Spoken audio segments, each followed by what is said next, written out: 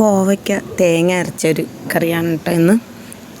അപ്പോൾ അതെങ്ങനെയാണ് ഉണ്ടാക്കണേന്ന് നോക്കാം. ആദ്യം ഒരു ഉരുളിയാണ് ഞാൻ വെച്ചേക്കുന്നത് കേട്ടോ. ഇൻഡാലിയത്തിൻ്റെ ഒരു ഉരുളി വെച്ചു, വെളിച്ചെണ്ണ ഒഴിച്ചു, കോവയ്ക്ക മുറിച്ച് വെച്ചിട്ടുണ്ട്. പിന്നെ സവോള 2 2 തക്കാളി, ഒരു പച്ചമുളക് കീറിയത്, പിന്നെ വെളുത്തുള്ളി ഒരു 2-3 ചെറിയ ഉള്ളി എടുത്തിട്ടുണ്ട് കേട്ടോ. ആദ്യം വെളിച്ചെണ്ണ ചൂടായി കഴിയുമ്പോൾ കടുക്, ചുമന്ന മുളക്, പിന്നെ വെളുത്തുള്ളിയും പച്ചമുളക് ഒരെണ്ണം കീറിയിട്ടതില്ലേ അതും കൂടി ഇട്ടൊന്ന് ചെറുതായിട്ടൊന്ന് വഴറ്റി, അത് കഴിഞ്ഞിട്ട് നമുക്ക് ആ സവോള മുറിച്ചത് നീളത്തിൽ ചെറുതായിട്ട് മുറിച്ചാട്ടോ. സവോള 2 ഉണ്ട്, ചെറിയ സവോളയായിരുന്നു. ഇതുപോലെ മുറിച്ചത് അതൊന്ന് ചെറുതായിട്ടൊന്ന് വഴറ്റിയിട്ടെടുക്കാം. കുറച്ച് ഉപ്പ് വേണമെങ്കിൽ ഇട്ട് കഴിഞ്ഞാൽ പെട്ടെന്നാവും. ഉപ്പിട്ട് കൊടുക്കാം. എന്നിട്ട് പിന്നെ തക്കാളി 2 തക്കാളി എടുത്തേക്കുന്നത് ഞാൻ. ഒരെണ്ണം പച്ചയായിരുന്നു കേട്ടോ. അപ്പോൾ കറിക്ക് ചെറിയ പുളി ഉണ്ടാവുമല്ലോ, അതിന് വേണ്ടിയാണ് ഒരു പച്ച തക്കാളി എടുത്തത് കേട്ടോ.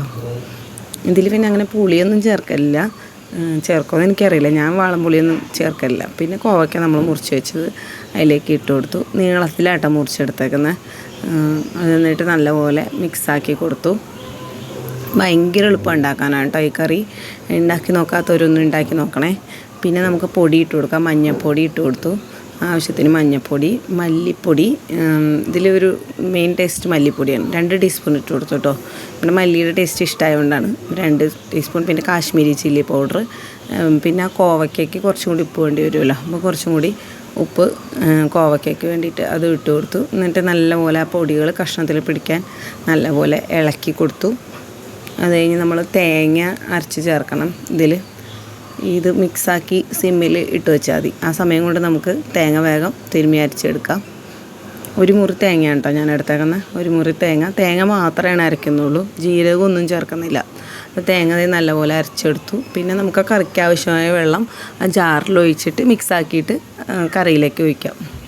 അത് ഒഴിച്ചെടുത്തു. നല്ലപോലെ തിളപ്പിച്ചെടുക്കാം. വേണ്ട, തേങ്ങ അരച്ച് ചേർത്ത് ഇളക്കി കൊടുക്കുക നല്ലപോലെ. ഭയങ്കര എളുപ്പമാണ് ഇത് ഉണ്ടാക്കാൻ. തിളപ്പിച്ചെടുക്കുക നല്ലപോലെ തിളച്ച് കഴിയുമ്പോൾ നമുക്ക് ഗ്യാസ് ഓഫ് ചെയ്യാം. അതായത് പറഞ്ഞാൽ പെട്ടെന്നാക്കാവുന്ന ഒരു കറിയാണ്. ഇത് കുറേ പേർക്ക് അറിയില്ല, മല്ലിപ്പൊടി. അതുകൊണ്ടാണ് ഞാൻ റെസിപ്പി ഇടുന്നത്. ടേസ്റ്റ് ഇഷ്ടമുള്ളവർക്ക് ഇത് അറിയാത്തവർ ഇൻസ്റ്റാഗ്രാമിലൊക്കെ ഉള്ള റെസിപ്പി